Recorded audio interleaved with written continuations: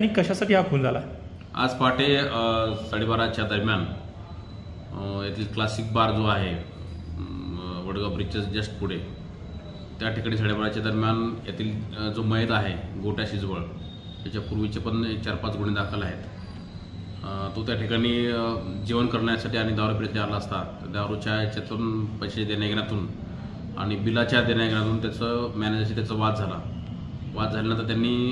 यातून जो मयत आहे त्यांनी त्याच्या बाकी 2 सदस्यांना अजून बोलून घेतलं 2-3 सदस्यांना त्यांची बाचाबाच झाल्यानंतर यातला जो मॅनेजर आहे त्या हॉटेलचा त्या मॅनेजरनी त्याचा जो दुसरा एक सहकारी आहे गणेश कुलकर्णी नावाचा व्यक्ती आहे त्याला पण त्या ठिकाणी बोलून घेतलं आणि नंतर त्या बारच्या बाहेर त्या गणेश जो कुलकर्णी आहे त्यांनी ते शेजारीच एक केरळी टायरचं दुकान त्या ठिकाणी होतं पंक्चरचं दुकान तिथला एक हातोडा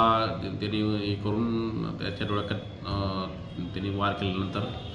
त्याला आपण हॉस्पिटलला ॲडमिट केलं होतं पोलिसांनी तात्काळ मंगेशकर हॉस्पिटलला पण त्या ठिकाणी त्याची डेथ झाली। जे आरोपी आहेत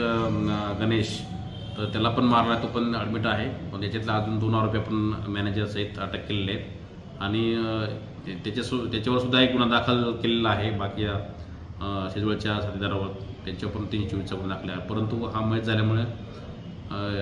गणेश कुलकर्णी आणि त्याच्या अजून 2 साथीदारावर आपण 302चा गुन्हा सिंहगड रोड पोलीस स्टेशनला दाखल केलेला आहे। यातले आरोपी अटक आहे मेन आरोपी जो आहे तो ट्रीटमेंट घेत आहे